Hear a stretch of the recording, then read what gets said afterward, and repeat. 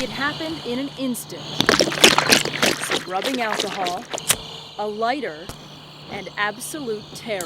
It was just extreme heat and flames, and it seemed like the whole house was on fire.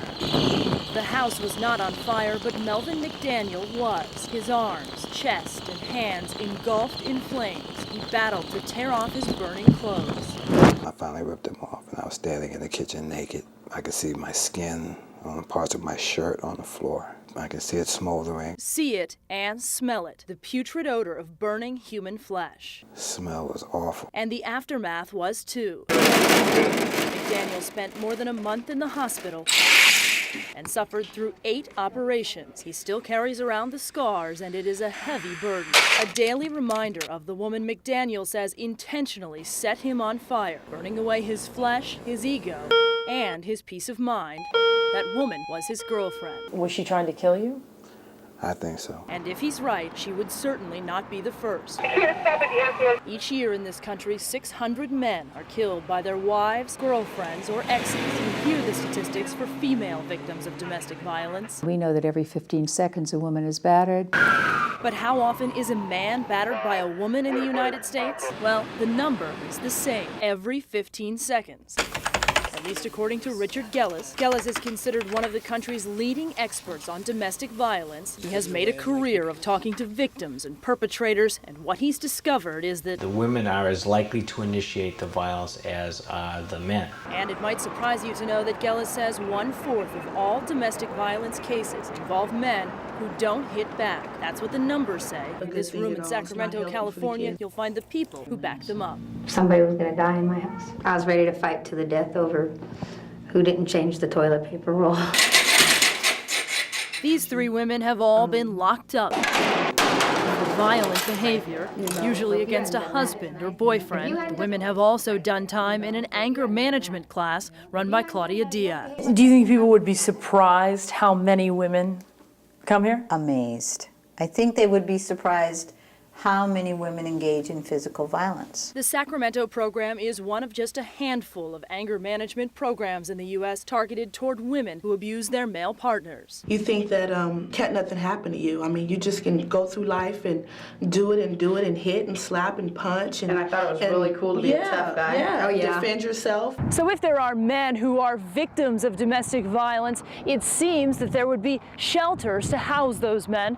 But we searched the whole country and found just one domestic violence shelter that accepts men. We found it here in the middle of the California desert. We can't show you the outside of the shelter because we want to protect the men, women, and children who stay here. We can show you the inside, places where those children can finally play without fear. Rick Stratton participates in the shelter's outreach program. His wife did time for 6 felonies, including stalking, abuse, and causing grave bodily harm. He says she broke his ribs, his jaw, and his confidence, and when doctors treated his injuries, he lied. I'm getting 3 or 4 stitches in my jaw, and I'm telling them that I fell down and hit a TV. Stratton says he knew a 180-pound tattooed guy would be laughed at if he asked for help. There's 100,000 male victims in our society who, when they present themselves as victims, the best they can hope for is that they'll be taken seriously, but more often than not, they'll be laughed at or ridiculed. What do you mean? You let your wife hit you? Why would you let your wife hit you? Hit her back. But Stratton swears he never did.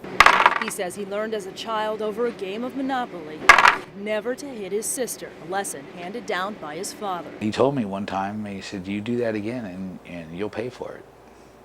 You don't hit girls. A very different lesson from the one many little girls learn. I was taught if any man ever says anything to me that's inappropriate, I get to slap him.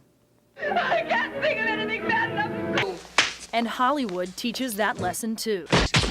The latitude that women get is more substantial. They have a greater free fire zone. Some say even our nation's lawmakers have looked the other way. Back in 1994, Congress passed the Violence Against Women Act, or VAWA. It's $1.6 billion tax dollars. It's done a lot of very concrete things that will actually increase the physical safety of not just women, but all people who use those services. People we talked with all agree that VAWA has done good things for women, but most say it has done little or nothing for men. One Justice Department official told us flat out, quote, "The program is designed to assist women." And take a look at this Justice Department document obtained by Fox 5. It acknowledges that for the purposes of VAWA, the department refers to, quote, "victims as women and perpetrators as men." Critics say that's un-American. Clearly it's unconstitutional. Congressman John Conyers sponsored the Violence Against Women Act. I worry about constitutional issues, and this is not one of them. National Organization for Women Executive Vice President Kim Gandy is one of VAWA's strongest advocates. She says the bill does not discriminate. Most all of the provisions are quite gender neutral. But if the language of the bill is gender neutral, why not make the name gender neutral? What's in a name? Maryland Congresswoman Connie Morella says that there is something in a name. She says the Violence Against Women Act is called that because more often than not, women are the victims of what used to be called a dirty little secret. That secret really affected women far more than men. And women were contained within their little shell as a hostage. She's right. Women are more likely to be victims. Morella admits they are perpetrators too. In fact, Richard Gellis says there are 2 million women in the U.S. who hit their male partners. Take out those who are emotionally provoked and those who hit in self-defense, and he says you're still left with 100,000 women who beat their male partners. Author Phil Cook says hardly anybody's talking about that. There is, I believe, a deliberate effort to give out misinformation about domestic violence for political reasons. Cook penned the only book ever written that focuses strictly on male victims of domestic violence. He's been speaking out, so has Barbara Ladine. Ladine works for a group called the Independent Women's Forum. She's a regular critic of some of VAWA's biggest supporters. I think the average taxpayer would be appalled. Also because the average taxpayer has been beaten around the head by the media and by the government to understand that this is a female problem done by males.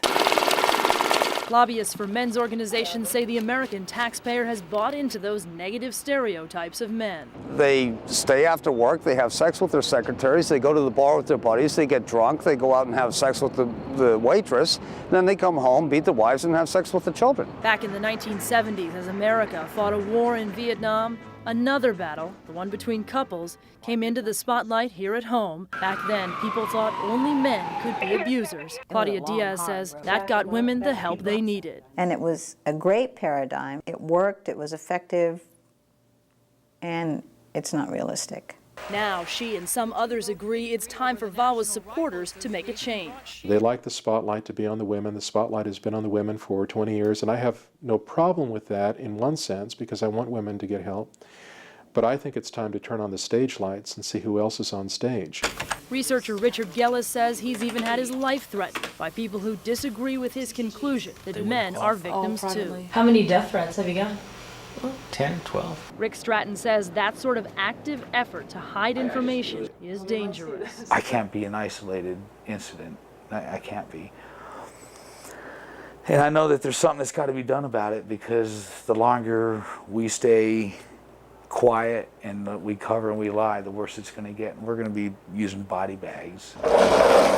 Counselors say not dealing with both sides of domestic violence means in the long run, kids suffer. In the final analysis, it doesn't matter whether dad's hitting mom or mom's hitting dad, the children are watching and they're learning the wrong lesson.